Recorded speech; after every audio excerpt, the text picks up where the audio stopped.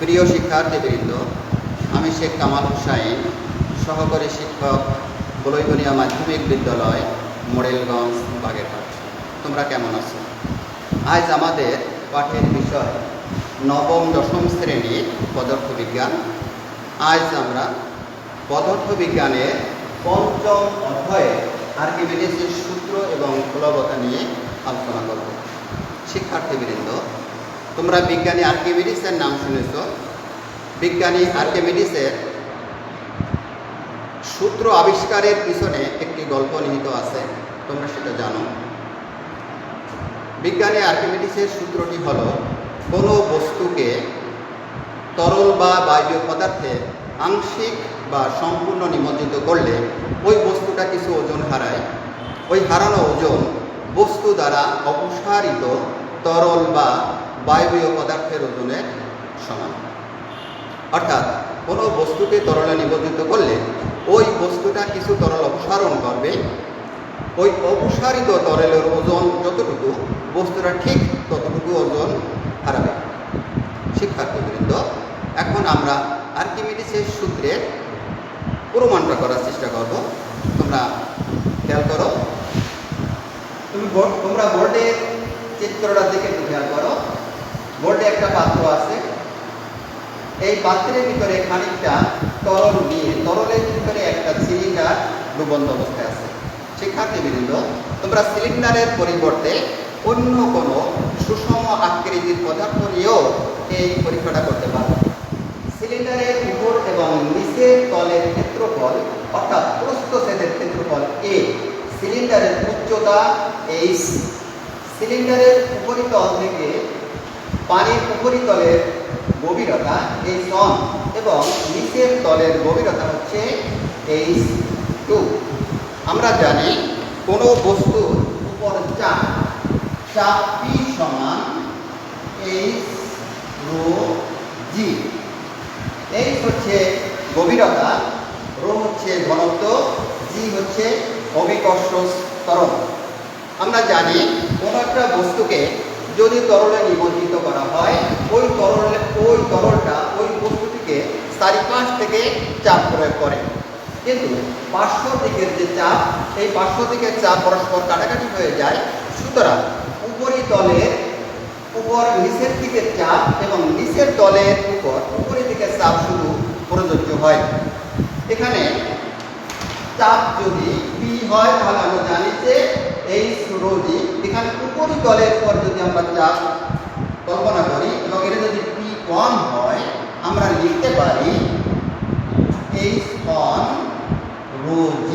অর্থাৎ উপরিপৃষ্ঠের উপর তরলের নিচের দিকে চাপের পরিমাণ হবে H1 ρ G। তদ্রূপে নিচের পৃষ্ঠের উপরের দিকে চাপ হবে P2 সমান H2 ρ G। শিক্ষার্থীবৃন্দ, এখন যদি আমরা লব্ধি চাপ বের করার চেষ্টা করি, তাহলে যেহেতু উপরের পৃষ্ঠের নিচের দিকের চাপ এবং নিচের পৃষ্ঠের উপরের দিকের চাপ, যেহেতু নিচের দিকের চাপের পরিমাণ নিচের পৃষ্ঠের উপরের দিকের চাপের পরিমাণ যেহেতু বেশি, সুতরাং লব্ধি চাপের পরিমাণ আমাদের হবে P2 - P1 সমান H2 ρ G H1 ρ G। এটা হচ্ছে আমাদের লব্ধি চাপের পরিমাণ। শিক্ষার্থীবৃন্দ, একটা বস্তুকে তরলে নিমজ্জিত করলে তখন চারপাশ থেকে যেহেতু চাপ প্রয়োগ করে, তদ্রূপে ওই বস্তুটার উপর চারিদিক থেকে কিন্তু বলও প্রযুক্ত হয়।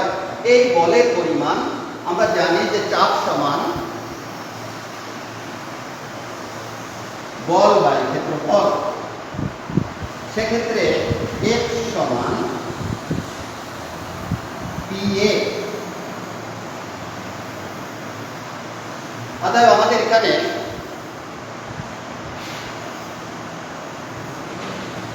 উপরের পৃষ্ঠের উপরে যে চাপ প্রয়োগ করবে, সেই চাপের পরিমাণ আমরা পাইছি যে H1 ρ G। তদ্রূপে উপরের পৃষ্ঠের উপর যে বল প্রয়োগ করবে, সেটা যদি আমাদের F1 হয়, F1 সমান আমাদের হবে P1A,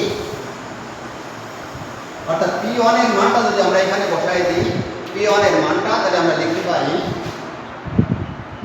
H1 rho g A, এবং নিচের পৃষ্ঠের উপরের দিকে চাপ যদি আমাদের H2 rho g হয়, তাহলে আমাদের নিচের পৃষ্ঠের উপরের দিকের বলের পরিমাণটা দাঁড়াবে F2 সমান H2 rho g A।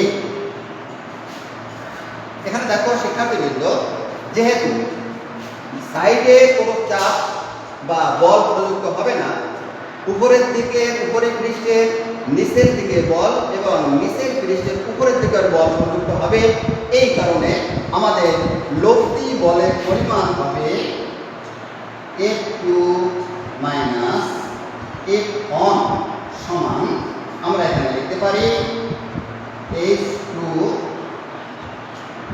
rho g A minus H1 rho g A।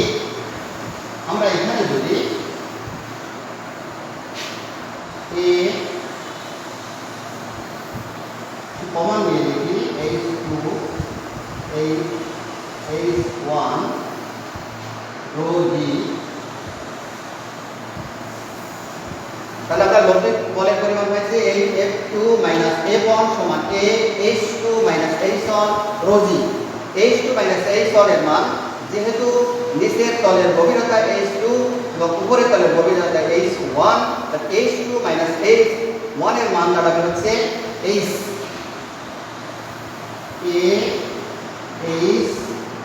rho g। শিক্ষার্থীবৃন্দ, আমরা জানি A হচ্ছে ক্ষেত্রফল আর H হচ্ছে উচ্চতা। ক্ষেত্রফলের সাথে যদি আমরা উচ্চতা গুণ করে দেই, তাহলে আমাদের এই H এর মান দাঁড়াবে হচ্ছে V rho g। অর্থাৎ কোনো বস্তুর আয়তন যদি আমাদের জানা থাকে, পানি বা যে তরলে বস্তুটাকে নিমজ্জিত করা হবে সেই তরলের ঘনত্ব যদি আমাদের জানা থাকে, আর অভিকর্ষ স্তরের মান আমাদের জানাই আছে, সুতরাং কোনো বস্তুর লব্ধি বল, অর্থাৎ কোনো বস্তুর লব্ধি বল বলতে বোঝায় উপরের দিকের বলের পরিমাণ। সুতরাং এই সূত্র দিয়ে আমরা কোনো বস্তুর লব্ধি বল অর্থাৎ উপরের দিকে বলের পরিমাণ বের করতে পারি, যেটাই হচ্ছে আমাদের বলবৎতা। আর এইটাই হচ্ছে আমাদের আর্কিমিডিসের সূত্র। শিক্ষার্থীবৃন্দ, তোমরা নিজেরাই বাড়িতে এই সূত্রের প্রতিপাদন তোমরা করতে পারবে। পরিশেষে তোমাদের সবার সুস্বাস্থ্য এবং মঙ্গল কামনায় এখানে শেষ করছি। খোদা হাফেজ।